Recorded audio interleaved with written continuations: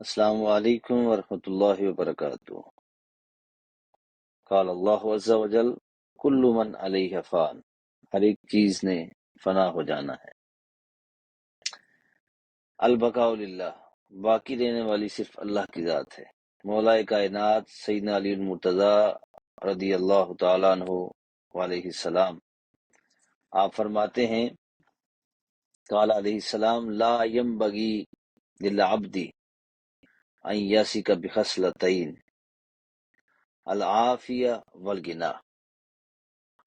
آپ فرماتے ہیں کہ بندے کو دو حالتوں پر بھروسہ کرنا زیب نہیں دیتا، العافیہ والغنی، ایک عافیت یعنی تندرستی صحت مندی، اور دوسری توانگری یعنی دولت۔ یہ دو بندے کی ایسی حالتیں ہیں جو اپنی حالت کو چینج کرتی رہتی ہیں۔ تو دیکھے گا کہ کوئی صحت مند تھا، تندرست تھا، ابھی ابھی بیمار ہو گیا، اور تو دیکھے گا کہ کوئی دولت مند تھا اور دیکھتے ہی دیکھتے فقیر ہو گیا۔ اس میں ہمارے لیے سبق یہ ہے، مولا کائنات ہمیں یہ سمجھانا چاہ رہے ہیں کہ دولت اور صحت مندی، تندرستی، یہ اللہ کی بہت بڑی نعمتیں ہیں۔ میں سمجھتا ہوں جیسے ایک سینگ ہے، مقولہ ہے، ہم بچپن سے سنتے پڑھتے آ رہے ہیں، تندرستی ہزار نعمت۔ ایک طرف ہزار نعمتیں ہوں اور ایک طرف آپ کی صحت ہو، تو اگر آپ ٹھیک ہیں تو آپ کے لیے وہ ہزار نعمتیں فائدہ مند ہوں گی، فروٹفل ہوں گی، آپ ان سے فائدہ لے سکتے ہیں، آپ ان سے لطف اٹھا سکتے ہیں۔ مثال کے طور پر ایک مریض ہے، تو مریض آدمی وہ بخار میں مبتلا ہے، یا شوگر پیشنٹ ہے، یا ہائی بلڈ پریشر ہے، تو بہت سی چیزیں اس کے سامنے پڑی ہیں، لیکن وہ اس کے لیے کوئی فائدہ نہیں رکھتی، کوئی اس کے لیے اہمیت کا باعث نہیں ہے۔ کیوں؟ کہ وہ ان کو کھا نہیں سکتا، ان سے لطف نہیں اٹھا سکتا، تو وہ چیزیں اس کے لیے کوئی معنی نہیں رکھتی۔ اسی طرح یہ چیزیں، ایک صحت ہے اور ایک بیماری ہے، تو ان دو چیزوں کو ہم نے یہ سمجھنا ہے کہ یہ اللہ کی بہت بڑی نعمتیں ہیں، اللہ کی بے شمار نعمتیں ہیں۔ وَإِن تَعُدُّوا نِعْمَتَ اللَّهِ لَا تُحْصُوهَا، اللہ کی اتنی نعمتیں ہیں کہ اگر تم ان کو کاؤنٹ کرنا چاہو تو آپ ان کو شمار نہیں کر سکتے۔ لیکن یہ بھی بہت بڑی نعمتوں میں سے دو نعمتیں ہیں کہ صحت مندی اور دولت، تو اس لیے ان دو پر بھی تکیہ نہ کیا جائے۔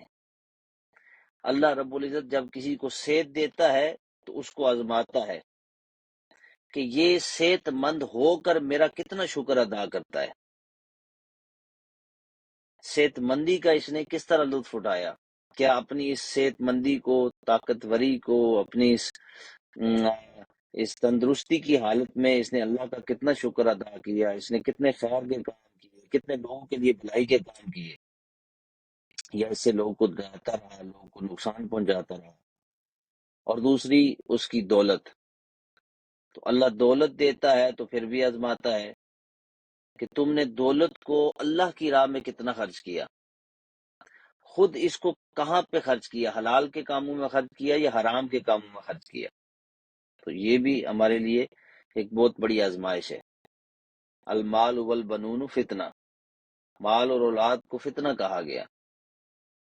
تو میرے دوستو، گزارش یہ ہے کہ بیماری سے پہلے، ایک سینگ ہے، مقولہ ہے صوفیہ کا، بیماری سے پہلے تندرستی کو آپ نعمت جانیں اور اس سے لطف اٹھائیں، اس سے فائدہ اٹھائیں، اس سے پہلے کہ یہ ہماری صحت بیماری میں تبدیل ہو جائے۔ یہ اگلے لمحے کا نہیں پتہ ہوتا، ابھی بندہ اچھا بدا چلتا پھرتا، ابھی 10 منٹ بعد رپورٹ آئی بندے کو ہارٹ اٹیک ہوا، فوت ہو گیا، اس کو پتہ ہی نہیں تھا، وہ اپنی دنیا کے کام میں مصروف تھا، اس کو فالج ہو گیا، اس کو ہارٹ اٹیک ہو گیا، اس کا ایکسیڈنٹ ہو گیا، فوت ہو گیا۔ تو مطلب کہنے کا یہ ہے کہ یہ کوئی صحت مندی، کوئی اعتبار والی چیز نہیں ہے۔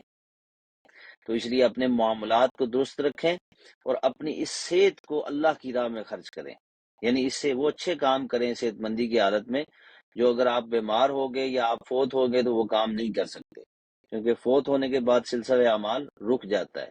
اسی طرح بیماری کی حالت میں بھی سلسلہ اعمال آپ کا رک جائے گا۔ دوسرا دولت ہے، تو دولت کو بھی آپ اپنی ذات پر خرچ کرتے ہیں یا کہیں پہ بھی خرچ کرتے ہیں، اللہ اور اس کے رسول کی رضا کے لیے خرچ کریں۔